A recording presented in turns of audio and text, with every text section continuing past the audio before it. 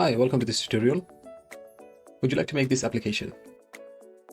So right now we start off with a empty form. Basically, during runtime, program will select a background from a given criteria, load it to the form, and it will also create these bubble particles that are going up and randomly hopping at the top and then respawning and coming back up again. So it's almost like an infinite particle system. Right. One of the other features that we have added to the application is if you press Z on the keyboard, it will change the image during runtime, and you can still see the transparency coming through from the bubbles. They're not fully covering the background. We just want to press again.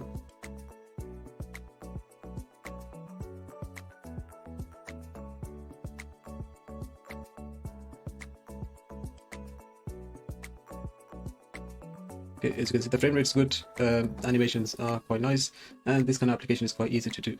One of the plus points is that we're going to be using object-oriented programming to make this application, such as we'll create a class for the bubbles, and then we'll create an instance of it in the form one, and then create those bubbles independently. And each of these bubbles will have its own properties, such as position, size, and movement.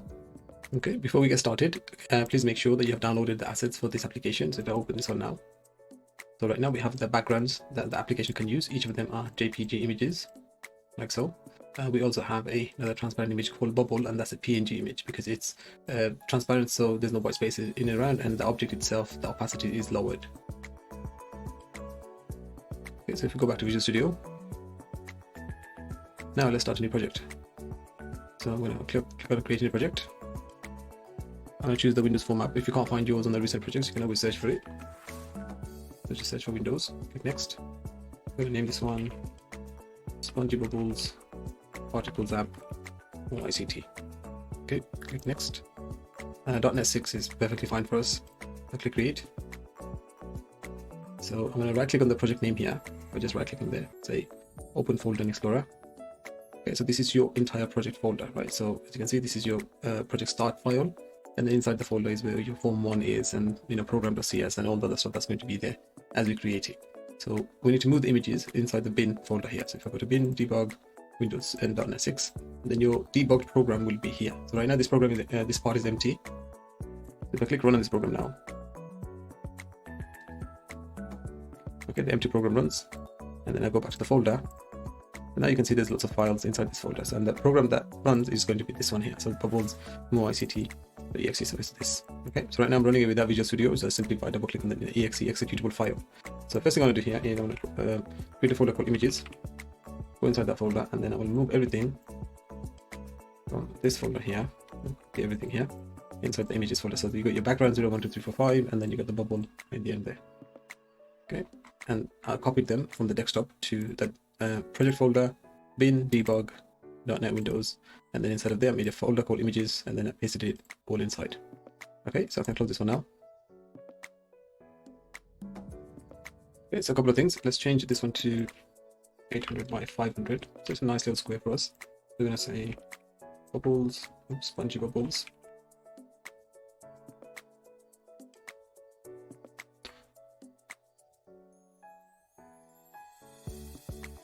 We're just going to call it Spongy Bubbles Particles Application More ICT. Okay, that's just for the form. Go to the toolbox. Let's go and find a timer. We're going to put a timer here. Good. So let's say particles timer. Let's set the enable to true. Interval to 20. Okay, let's save that. Okay, so with the timer selected, let's go to the events window. Click on the tick option there. Let's go ahead and call this one particles timer event. Okay, so there's a timer event there. Now click on the form. We're going to need an event called key is up. Key up. Type key is up, like so. Press enter. Because we're going to use the Z key to change the background of the image, the background of the form. And then back into the form again. Go to the events window, and let's go and find an event called paint. So we'll click on paint. Frame. Oh, not frame. Form. Paint event.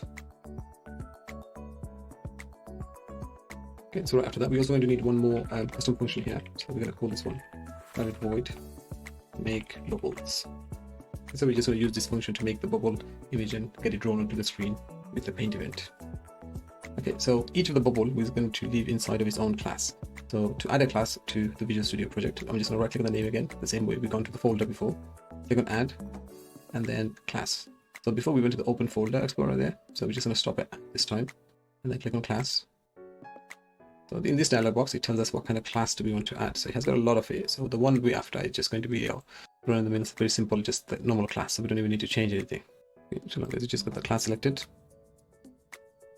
then we can just go ahead and name this one to bubble. Okay, so each bubble that is spawned onto the screen will have this class attached with them. Okay, so inside the class, first of all, let's go ahead and create a constructor, because a constructor is what runs first. Okay, we'll call the constructor bubble, it's the same name. Okay. No arguments needed. So a constructor is what we need in order for the class to actually run. When it invokes, it can do a certain amount of things right off the bat, and you don't have to call the function separately. So there are a few things that we want the bubbles to have when they're loaded. So this is why we're going to need a constructor. So we're just going to leave that one there. And the second one is going to be public void move bubble. Okay, so this one's going to be in charge of the movement, like where the bubble is moving from and where the bubble is moving to. Okay, so let's add the variables that we need here. So we're going to make all of them public except for maybe 2. So I'm just going to say a public int height, width. So the position X and Y, these two are going to be used to actually determine where the bubble is on the screen. So which way do we need to move it, left, right, up or down. So right now we're going to need a what's called an array. So we'll say public int, and then we'll do the square brackets right next to it to symbolize that this is an array. All its sizes equals to 10, 20, 30, 40, 50, and 60. So we can have like lots of different sizes of bubbles. We're going to need a couple of more integers. So we'll say public int speed x. Let's go to 1 and public int speed y. So we're just going to leave this one blank for now. Int say top limit. So if you notice from the application before that the bubbles doesn't really quite hit the top. So what I've done there is like we generate a random number between certain points, and then it will generate where it needs to pop, and that's what it's going to do. So no bubbles really pop around at the same time. So they do have some sort of randomness into it. Okay, then we'll call it private int move limit. So the public ones will be accessible from outside the class. The private ones is only accessible within the class itself, so they cannot be accessed from outside. Okay, so these are the integers that we need. Let's go ahead and do a public image called bubble. So this is the actual bubble image that we're going to use. Then we'll do random, new random. Okay, so we're just instantiating a new random class so we can actually use the random number generator from it. Okay, so let's go ahead and do the bubble constructor. So let's say move limit is equals to random.next. We'll give it between like a 50 and a 200. Yeah, so that's the movement basically between left and right. So the bubbles are sometimes flying up, they don't really go straight up, they have to go left and right because the air will push them whichever direction it's going. Okay, and then we're going to put an integer called I equals to random.next as well. And this time I'm going to say 0 sizes.length here. So what it's going to do is you're going to generate a random number between 0 and then the length of the items, the number of items that it has. So right now it's got 6. It's going to generate a number between 0 and 6. Okay, let's have a bubble image is equals to image.from file. Okay, so we know already where the file is because it's inside the bin folder. So right now, if the application is there, so if this is the application right now, it's going to have access to this folder here called images. Inside of this folder, we can quite easily grab the bubble.png file. So let's go ahead and say images / bubble.png. Okay, so now inside the height is equals to sizes. Okay, and then we also need the height, and the height is going to be the width. Sorry, width is going to be the same. Okay, so you got the height and the width. Let's go to top limit is equals to next 10 and 100. But it's just an arbitrary number. Suppose x is equals to random.next minus 10 to 800. Okay, so that's just the x position of the bubbles. Okay, so it will scatter across the screen. Y is equals to random.next 600 by 1200. Okay, so it will start off from the bottom of the screen and then it will work its way up to it. Okay, then set up the speed y. Random.next is going to be between 1 and 5. We don't want it to be too fast because bubbles usually gradually go up. the move bubble function here is going to be in charge of moving the bubble left and right. So if we want to gradually go left and then slowly go back to the right and left as it's going up. Okay, so in order to do that, this is why we created something called the move limit. It's going to keep track of how long the bubble is moving on the screen, and then it will reverse the polarity of the direction depending on where it's at. The idea here is we will reduce 1 from the move limit variable each frame, and then once it reaches 0, we will reverse the direction of the bubble, and then we'll also set another number for the move limit so it can be calculated again. So let's try that. Move limit is going to be minus 1, so just reducing 1 from there. So if move limit is less than 1, right, and we're gonna just, speed x is going to be minus speed x, right? Oh, equals to minus speed x. Yep, so we just reverse the direction, and then we also set a new move limit here. So we can say random num next is going to be between 50 and 200. Okay, so inside the function, we're basically just reducing 1 from the move limit variable, and if the variable goes below 1, then we just want to reverse the direction of the speed, and then we just regenerate another number to be put into this one so it can be counted down again. Okay, let's go ahead and start on our main form C# scripting now. Okay, so right here, we're going to go ahead and add a few global variables. We're going to make a list here first. We're going to give this list a type, so it can be a bubble, so that's what we want. And then we're going to call this one bubble list, like so. And you're going to equals to new list with the bubble and then end the line there. Okay, so basically anytime we create the bubbles from the make bubble function, we're going to add it to this list. So it's a lot easier for us to track the objects once they're inside the program. So let's do an array for string. So let's do a string with the array sign here with the square brackets, and then we're going to call this one pics. Better yet, call it backgrounds. So these are the backgrounds that are inside of our images folder. So we have 01 all the way to 05. Okay, so what we're going to do is we're going to manually put them inside of this array. Okay, so we're going to say with 01 GPG. Okay, comma that. So we say 01, that's the first one. 02 .jpg. 03 .jpg. 04 .jpg. 05 .jpg, and then we do the 06. Okay, and then we can end the line with the curly bracket there.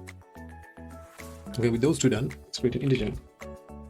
Background number equals to 0. Let's call it random. Random is equals to new random. So we need to generate a few random numbers. And then we also need an image. So this can call this one background. So just load one of the backgrounds into this image and then assign this image to the form. So right here inside the form constructor, right under the initialize component line, we're going to be adding our first few commands. Let's go ahead and do that first. So let's go ahead and make some space here first. Let's say set style. Okay, set style. Let's give it a bracket here. Say control styles dot all paint in WM paint is equals to true, which is fine because we need that, but we also need 2 more switches inside of it. So I'm going to go ahead and make a space, and then I'm going to use the pipe symbol to separate the switches. So first one is about the all painting in WM paint, and then if I do the pipe symbol here, then I can write another condition. So say control style dot optimized double buffer. I need to delete that actually. So I'm just going to leave that there. That goes in the end. So the true goes all the way to the end. Okay, so now I'm just going to go ahead and make another pipe symbol here, and I'm going to call it control stars again, and this time I'm going to use a paint, and then do the comma and say true. So we want to make sure that right at the beginning we can access all paint. We have optimized double buffer, and then we can access user paint. So anything that the user changes or anything like that, it will pop on the screen. Okay, with that being done, we can set up the background. So say background is equals to image.form file, and then we can say backgrounds. We can access the backgrounds array, and inside the backgrounds array, we can always say background number. Okay, so it's just going to load up 0 from there. So okay, and then we just load the make bubble function. So that way it's just make some bubbles for us to show on the screen. So if I run this program now, I should be able to see a background attached to the form. Oh yes, because it's inside the actual images folder. Okay, so what we can do here is because it's looking for the images folder, so I'm just going to go ahead and type in images here, and then that's that. Okay, so it's just going to go to the images folder there, and then it's going to find the background for us. Okay, so if I play this now, so right now there's no errors, which is great, but at the same time it's not assigning any background or anything to anything else, right? So it's kind of background less right now. And the reason being is because we haven't really assigned a background. So the background that we assigned before is not the background for the form, it's the background image there. So if you want to make this into the form, we can do the same line here, we can just say this. So that. So this the background image is equals to background. And then we also do this dot background image layout is going to be equals to image layout dot stretch. Okay, so if you keep that in mind, so basically we're giving the command for the form to change its background image to this and then background layout to this. Okay, so let's try this out. You should see a nicely fitted background into the screen. Okay, fantastic. Look at that. Now if I change the background number to say 3, so it should go to 0, 1, 2, 3. So number 4, you should pick up number 4 from there. Okay, so that's number 4 there. Let's make sure verify 1, 2, 3, 4. Yes, so it turns out both pictures are the same.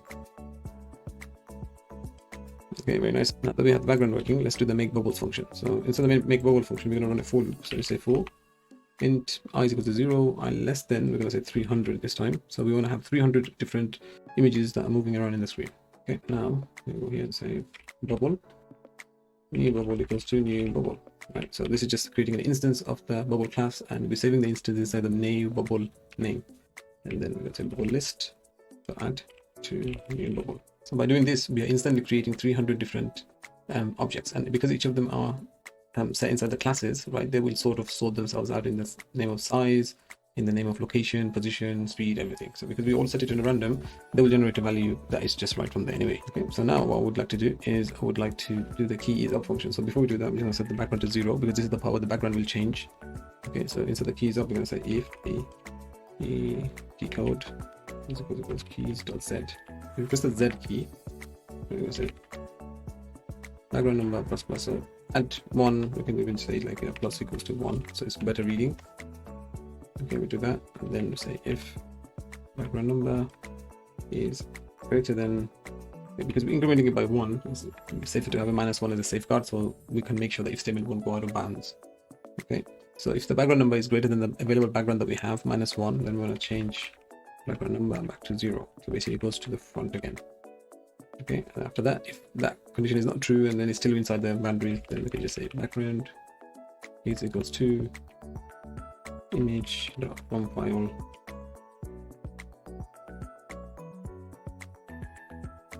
background number. Yeah. Okay, let's try to run this now. Oh, I did it again there. Okay, I should have put the images before it. Which is an error that basically said you can't find the image that we specified, and that's because the images are inside the images folder there. Okay, so right now if you want to change so say for example right now the items are changing the background image. So in order for us to do that, all we need to do here is say this background image is going to be equals to background, right? So whatever the background changes, we just invoke this again. So we can take a look at this one as one way to do this. So right now we got this, and then I click Z, and it keeps going back and forth, but that's the background image obviously of the actual form. You can also have it so it changes, so we can draw it with the paint event on the form with the exact size of the form, so that way it stays there. But background is another way to go as well. But what we'll do is we'll try to do it through the draw function instead, because this is after all a .NET Paint and a C# tutorial, right? So we'll delete this from here, but that's just a way to go if you want to do that later on. So instead of deleting it, actually I'm going to upload this to the GitHub anyway later on, so just comment this out, so you'll have that later on if you need to.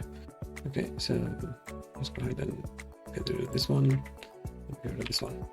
Okay, now because we already have an image called background that we intend to use for the background image, right? So we want to draw that to the screen. Okay, so what we want to do here is instead of form paint event, we'll go ahead and create a canvas graphic. So we're just linking the event handler and the canvas together, so we know how big and small the canvas is. And then we'll say canvas.draw image. Just to, what we want to do is we're going to draw the background image. Okay, and then its position is 0, 0, so we want 0 at the x value, 0 at the y value. Okay, and we also want to size it to 800 by 500 because we know that's how much the width and the height is of the form. Okay, so if I start this now, we can't really tell the difference yet, right? Because then the background is background. So if I change that to 1, okay, so as you can see it still changes it, and the drawing part is happening obviously here where the draw part is going on. So if I just comment this out for now, this is the background of the draw at all. There you go. So it's basically an image that is placed on top of the form. It's not really the form's background. Okay, so after we created the bubbles and we placed them onto the list, we need to draw them to the screen, and we need to move them inside the timer. So let's do the drawing part first, and then we'll do the timer part. Okay, so the reason we used a list is because we can highly organize things a lot better with the list inside the program, because we can add stuff, we can remove stuff from there wherever we need, or we can even just loop through the entire item and draw them on the screen. And that's what we're going to do here. Let's say for each. Right, so this is, mind you, for each something exists in something, right? So we want to look for each bubble. Let's call it temp bubble. Right? And then in bubble list. Okay, so we're basically just going to go through the bubble list here. So we're just going to look for something inside the bubble list. Let's say canvas.draw image. Draw image. I'm just going to copy this temp bubble bit so that way I don't have to type it again and again. Okay, so first one is the image. So we know where the image is inside the class, and it's called bubble right there. Because it's public, that's why we can access it. If I change this to private now from the class, it still work inside of this one. When in here, we won't be able to use it anymore because right now it says bubble is inaccessible due to its protection level. But we still want access to the bubble, right? Okay, great. Pose X, and then Y, position Y, say width, and then height. Lastly, semicolon. Okay, so that's all we need to do really to paint everything, because everything's going to be added to the list here. So we're just going to paint everything as soon as we have access to the list. Okay, so now let's do the main event here, which is the particle timer event. So inside the particle timer event is where all the movements and everything else is that's going to be happening. So we're gonna, once again, we will need another for each loop. So we're gonna say for each. Okay, just to save time, I'm just gonna copy and paste this one here. Okay, that'll be better. So I'm just gonna copy and paste this for each loop here, and I'm gonna delete that. If you're worried about these two contaminating its results, or maybe getting mixed up, don't worry, because as long as it's inside of a function, it's treated as a local function or variable or a loop. So nothing that's outside will be affected by what's inside. Okay, let me just say bubble move. Or move bubble. Okay, then comes time for the next bit, which is terminal and position Y, because the Y position is quite important for us. We're going to make sure that the bubbles are moving upwards. So you can say minus equals to speed Y. So it's just going to follow the vertical speed for this one. So here the speed X. Yep, and so plus equals to image dot speed X. We're just linking the two variables together. So now we need to do a if statement. Let's say if bubble dot position Y. Now if the position Y is greater than or less than my top limit. Okay, so the top limit here is being passed as between 10 and 100, right? So depending on whatever it catches, so long as we get to that position where whichever one is our top limit or the bubble's top limit, it will just burst from there. So instead of bursting it and recreating it, what we're going to do is just going to move it down and then position it randomly, so it looks like one continuous bubble coming up, although we're just going to be pooling the 300 that we have. Okay, so let's go ahead and do that. So Y is equals to 700. Position X is going to be equals to random.next 0 to 800. So anywhere between 0 and 800, we just spawn. That's fine. Okay, and one very important thing that we need is we're going to just say this invalidate. So this will just remove everything from the display and then force the paint event to paint it again. So that way, that's how we get the animation that we want. Okay. So just to double check the code from the top, we got the list with the array of strings, int, background, we set the stuff up here, commented the things out, bubbles. Looks okay. Well, moment of truth, I guess. Let's try it. Nice. Look at that. Okay, look all the moving left and right, as well as up. Press that.